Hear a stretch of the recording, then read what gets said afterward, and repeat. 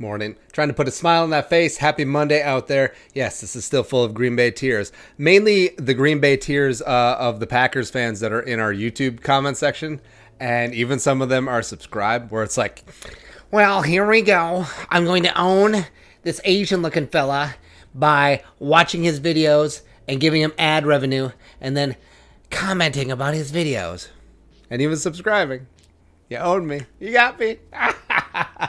Whatever. So when the Vikings signed Kirk Cousins, that 3-year, $84 million fully guaranteed deal last offseason, GM Rick Spielman as well as head coach Mike Zimmer knew that they were tethering the future of the franchise to Kirky Cousins.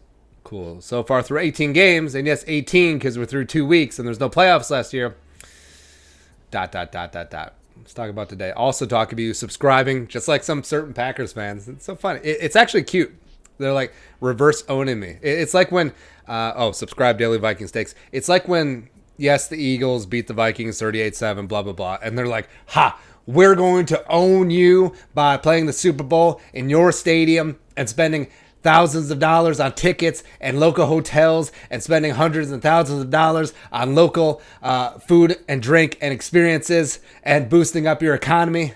We owned you. It's basically this. Yeah. Also, the Drones know that like is already in. Helps new people find the show. Helps put a smile, put a brave face on. We're getting after it today. So I've tried to balance my Kirk Cousins opinions. I wasn't for the signing initially, but also I understood it was the Vikings' safest play. Despite the price tag, you didn't know what you had with Teddy and the health wise, and also Case Keenum. You kind of knew it was a 1-year flash in the pan. And without Pat Shurmur, who knows if that would have worked out long term. But with Kirk, I'm always going to try and call balls and strikes, and I'm not going to be like that one station in town and kiss Kirk's ass at every turn. And I'm not going to be like the other station in town that no one listens to and kick Kirk in the ass every single time. I ain't going to do that, right? So when he does well, we praise. When he does not, we don't, right? And we've even said that the Vikings can win a Super Bowl with Kirk Cousins as long as #BadKirk stays at bay. And I still believe that. Now, that was not the Kirk that you saw on Saturday. We saw #BadKirk on full display. Actually, that was worse Kirk. That is the worst quarterback play I've seen a Vikings quarterback play since Spurgeon win, really. And I think that was the worst NFL game that Kirk Cousins had since maybe he was a rookie or a second-year player. I truly believe that. And the 2 interceptions were just complete, boneheaded, unnecessary backbreakers that gave the Packers back the game. Like, if Cousins doesn't throw one of those 2 interceptions, especially the one that was in the end zone, Vikings win very easily. Packers blow a 21-point lead at home, and then we have that feather in a camp, and today we're thumping our chest, and we're walking into work all like blah, blah, blah, blah, blah. Ain't doing it. Like, those interceptions were Trubisky-Ponder level bad. That's how bad it was.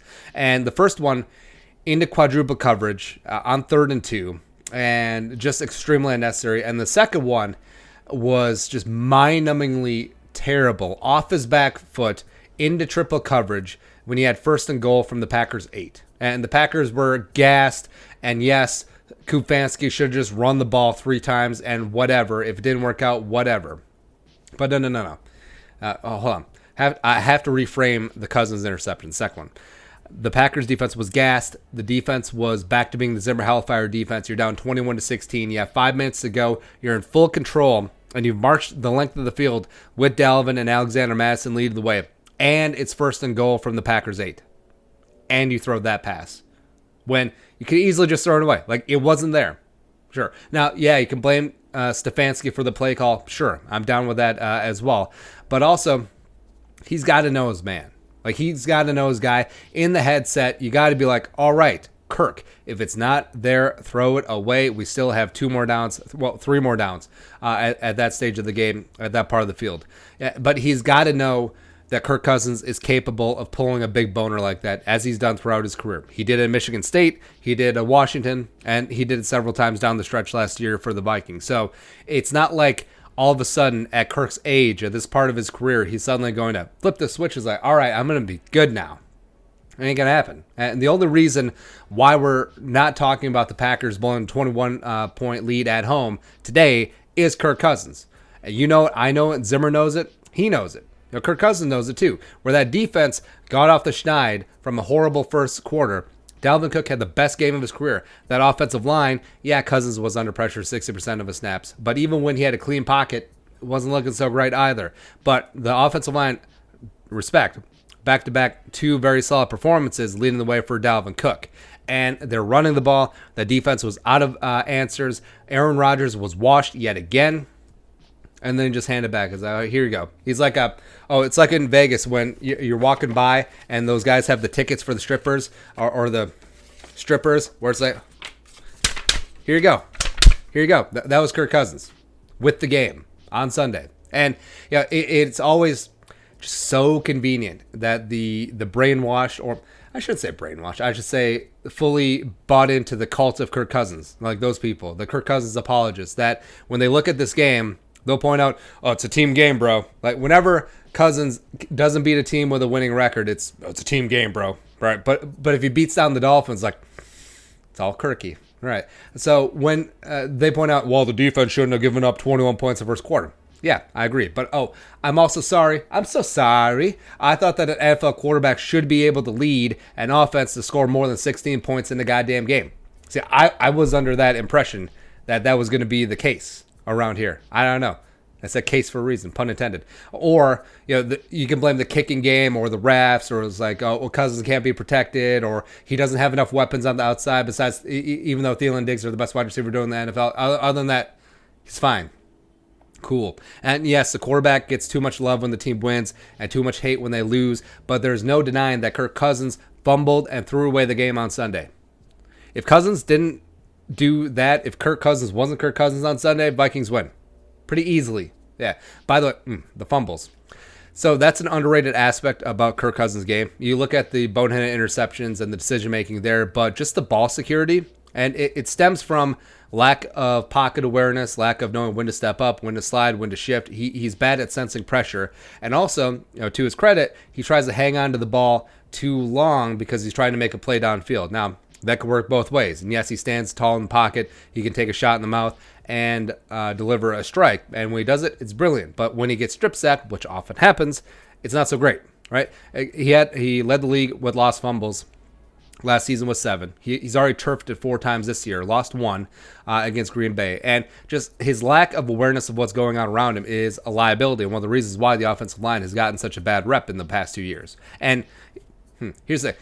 When the offensive line didn't suck, even though it was primarily constituted of the same Dromonis, 2017, with Case Keenum, who, despite his flaws as a quarterback, did have very solid pocket awareness. And he was able to move around and shimmy and buy extra time, and he didn't put his offensive line in tough spots. In fact, put them in some good spots, right? He covered up a lot of warts with Case Keenum's pocket awareness and mobility. But whatever. So what now? What do you do now? Vikings are 1-1. You're stuck with Kirk Cousins. He is spot welded to you through the 2020 season. His contract is guaranteed. Has a no trade clause. No one to trade for him anyway, but that's beside the point. So what do you do now? You make the best of a bad situation, right? Stefanski and Kubiak need to put a governor on the engine of Kirk Cousins, just like Pat Shurmur did with Case Keenum. He's got to do that. And you have to know what your man is capable of and what he's also capable of in a negative sense, right? So, and build more towards the former and limit the latter. And, maybe they thought they did. Maybe they thought that a veteran quarterback would never throw into triple coverage in the end zone on first and goal from the 8 like that, or quadruple coverage on 3rd and 2 when you have multiple outlets open. Maybe they thought that. But they have to rethink the things, right? And you have to run the ball heavily, which Zimmer clearly wants to do and the Vikings are capable of, and do not put Kirk in high leverage situations. You basically have to treat him like a training wheels rookie quarterback. And yeah, that may be condescending at this point of Kirk Cousins' career, given his status and given his stats. 4,300 passing yards last year, but that's the way that the Vikings will have to win. And that's the way that Zimmer would actually probably prefer that if he had an honest moment. And the Vikings have shown through 2 games that they can run the ball. They can run the ball, they can play defense. Showed it against the Falcons. They showed it for 3 quarters against Green Bay. And I don't know if deep down, subconsciously, that Cousins needs to be the man because of the money. So I don't know if Stefanski, Kubiak, Zimmer, Spielman feel that way. Well, probably Spielman feels that way because it's on him. But all he needs to do is be a character actor. He doesn't need to be the leading man in this sitcom. Like, he doesn't have to be Michael Scott or Jim or Dwight or even Angela or Craig Robinson or Daryl. Yeah, I love Craig Robinson. Or he doesn't have to be any of those. You know who Kirk has to be? Kirk has to be Bob Vance, Vance Refrigeration. That's what he needs to be. You're happy he's here. Sure, maybe he hooks up with Phyllis. I don't know who the Phyllis equivalent would be on the Vikings roster, but he can deliver some solid lines every now and then. But the show isn't dependent on him, right? Sure. And also, you can be mad, sure. We paid that amount for a game manager and blah, blah, blah. All you got to do is win right now, right? It is what it is. It's a sunk cost to make the best out of the situation. Kirk Cousins is the Fire Festival of quarterbacks, where you could sit there and complain about it on Instagram, or you could knife fight some thought for a cheese sandwich at a bottle of Evian.